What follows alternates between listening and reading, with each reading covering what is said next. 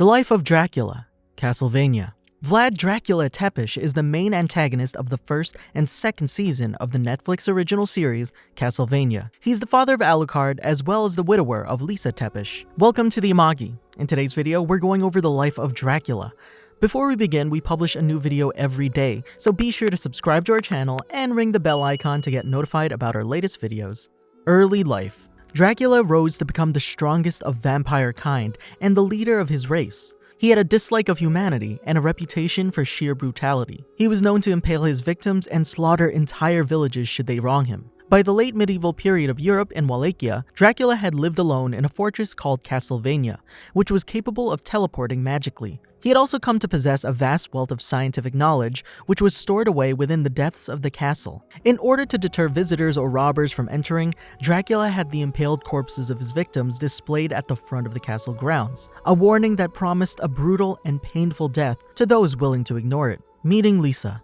In 1455, he had an unexpected visitor, a woman named Lisa who was conducting research to improve medicine and wanted to become a doctor. She had come to Dracula to learn of the science that only he knew, but he threatened her with his distrust of the humans. To his surprise, Lisa wasn't afraid of him, and she encouraged him to explore the changing world. Finding himself attracted to her, Dracula welcomed Lisa into his home. At some point later, Dracula married Lisa. Together they had a son named Adrian, which is my name too, who would later be known as Alucard. They then lived in a cottage outside of Targoviste, Wallachia, where Lisa continued her research into medicine. At his wife's behest, Dracula traveled across the world to learn from its people and humanity. During his travels, he met and befriended two misanthropic human devil forge masters, Hector and Isaac. War on humanity. In 1475, Vlad's happy days with Lisa came to an abrupt and tragic end. One night, while returning home from his travels, he discovered that the cottage was completely burned down. He then encountered Mrs. Juvara, who was treated by Lisa. While she was laying flowers, Vlad learned from her that Lisa was arrested on false charges of witchcraft, and she was sentenced to death. Enraged, Vlad abandoned his human identity and became Dracula once more. He then warned Mrs. Juvara to take her family and leave Wallachia before teleporting away in a pillar of fire. Arriving at the site of Lisa's execution, Dracula demanded to know what happened to his wife. When the bishop proclaimed that she was a witch and that he himself was just a myth, the vampire was angered and gave the people of Targoviste 1 year to make their peace with God before his return to destroy them. Returning to the castle, Dracula prepared to summon an army from hell within 1 year. Dracula shouted that there were no innocents left because no one acted to save Lisa. Alucard attacked Dracula, but was swiftly defeated and was allowed to leave afterwards. Dracula approached both Hector and Isaac respectively to help create his new army. To differing perspectives, as Isaac immediately understood the need for genocide, while Hector preferred a more humane way to culling humans. Nonetheless, both parties agreed to aid the former in building an army of night creatures from the dead. 1 year later, Dracula appeared in Targoviste as promised to the archbishop and people, celebrating Lisa's death and calling his existence a farce. He unleashed his army on Targoviste, massacring the populace as the horde proceeded to descend upon the rest of Wallachia. Depression and betrayal. As the war dragged on and word of his horde's failure in killing the people of Greshid, Dracula calls upon his generals, vampires from across the known world, into his castle to discuss strategy. His war council protests the state of the war, particularly the lack of strategy, in which Dracula introduces his devil forge masters Hector and Isaac to his council as his newest confidants to lead the war more effectively. This decision sparks discord and outrage from the vampires, but Dracula silences their protests. Despite this, arguments continue to run rampant within the vampire leadership, with Dracula either desponding in his study or growing irritated with his vampires squabbling. Soon enough, the deadly vampire mistress Carmilla arrives. However, instead of providing stability, she questions Dracula's priorities in the war, beginning with the question on why he hadn't turned Lisa into a vampire in the beginning, enraging Dracula considerably. Unknown to Dracula, Carmilla schemes to assume power over the vampire world by inciting disloyalty among the vampire generals and even Hector and Isaac. Though she successfully manipulates Hector, Isaac is loyal to Dracula to a fault. Even the vampire Viking Godbrand begins to question on what the vampires will do in the future once humanity is extinct, fearing on what the vampires will feast on. Dracula expresses only disinterest and anger with Godbrand's concerns, which the Viking takes this as Dracula wanting to die so he could join his wife, and is willing to have every vampire starve in the attempt, thereby confirming that Dracula has gone mad. The situation between the vampires and the Lord becomes more complicated when details of the failure in Greshid come to light, that the villagers had help from a Belmont, and that Alucard has awoken. Though unconcerned with Alucard, the revelation that a Belmont, one of the few forces in the world that can truly threaten the vampires, remains alive sparks surprise and fear within them. Final stand and death. Ultimately, the vampires grow tired with their current state and decide to invade the town of Betrayal and feed on its people. In this moment, Carmilla makes her move against Dracula, having the majority of her forces storm his castle and kill him. However, her usurpation is crushed as Dracula kills most of her forces, and Alucard, Trevor, and Sypha arrive and kill the vampire generals.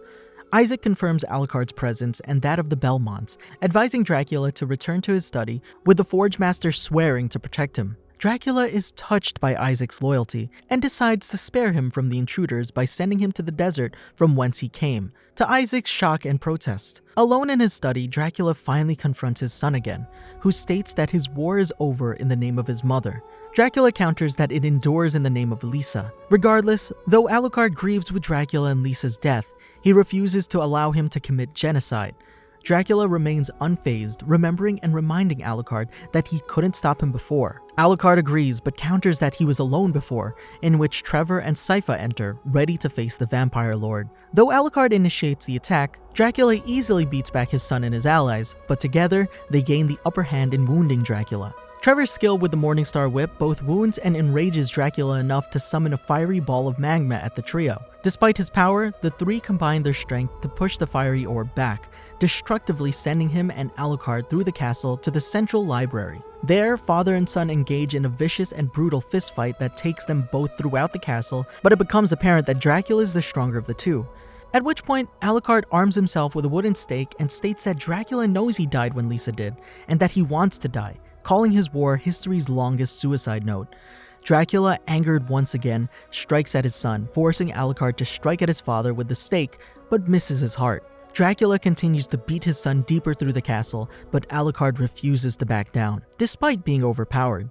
Ultimately, their battle takes them to the room where Alucard grew up, the very room he and his beloved Lisa built for their son.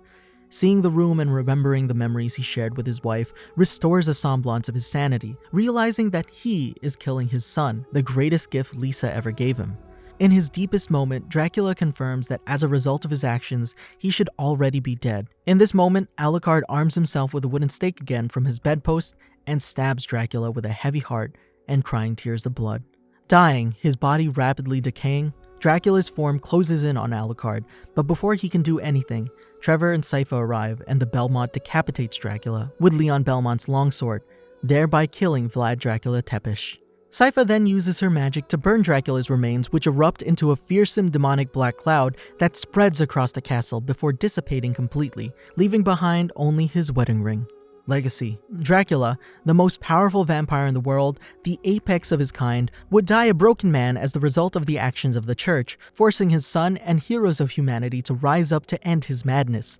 Though Alucard had committed the deed, he states that Dracula died long ago, when Lisa died. With his castle empty and the knowledge within too important to leave behind unattended, Alucard decides to take custody of the castle to ensure the knowledge within is not pilfered. Trevor even offers Alucard the remains of the Belmont hold to also ensure the safety of the knowledge the Belmonts collected. Alucard, surprised and grateful, accepts.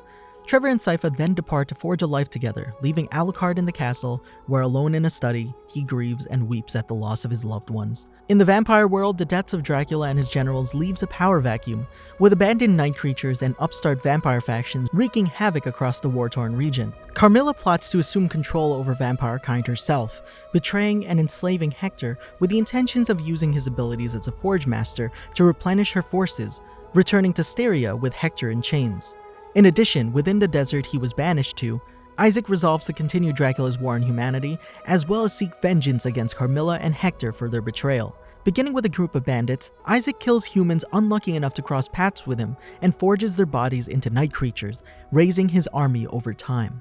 Attempted resurrection. Not long after Dracula's death, a cult formed in the village of Lindenfeld with the hidden intention to bring him back from the dead. Sala, the head of the village priory, prepared a dark ritual to open a portal to hell through the infinite corridor. He was helped and even inspired in this task by a night creature known as the Visitor, whose blood would complete the ritual. When the portal opened, Saint Germain, a man investigating the cult, discovered that Dracula was in hell along with his wife Lisa. When Dracula tried to reach the portal, Saint Germain, with the help of Trevor Belmont, killed the Visitor and closed the portal. Saint Germain disappeared into the infinite corridor in the process, but prevented Dracula from returning back on Earth. Personality. At this time, it's not clear how much traditional Dracula and Castlevania lore applies to this Dracula's background. Thus, Dracula's background is largely a mystery. What's clear is that by 1455, he had once killed humans and been in conflict with Leon Belmont, but now avoided them and lived an isolated life in Castlevania. Given Dracula's extreme intelligence, physical superiority, and discussion with Lisa, it's strongly implied he sees humans as far inferior life forms. Where he was once involved in human affairs, by 1455 he didn't see the point in wasting his time with peasants. While intelligent and lordly in stature, Dracula lacks charm. He has a feral and threatening nature to him that's only accentuated after Lisa's death. While many would use weapons in combat, he's known to use his own claws like a lion or bear. Lisa herself noticed his lack of charm and suggested he could relearn manners from her. During his married years, he took this to heart and had far more human bearing than usual. Before he fell into insanity and depression, Dracula would suffer no insult and delighted in meticulously planning vengeance on those who did so. Using both his supreme power in mind, he would maneuver his prey before surgically striking at his targets. Thus was demonstrated when 40 merchants offended him. He issued a threat which ensured the innocent women and children fled and understood the psychology of the merchants, that they would stay in town to protect their gold. He would then kill those 40 men and only those 40, showing the rest of the town mercy, but perhaps doing so to make it abundantly clear that his massacre was not random. That was the cost of a transgression against Dracula. This would change in his war on humanity, where Dracula was bereft of pleasure, only desiring the death of everything. When Dracula and Lisa met and she requested to learn from him, they quickly developed a strong mutual attraction. Neither had met anyone like the other before. Dracula was, of course, attracted to Lisa's beauty, but even more so by her character. He described her as being definitely different to most humans he had met. Lisa's courage, civility, intelligence, and good-hearted nature impressed him, and he allowed her to study under him.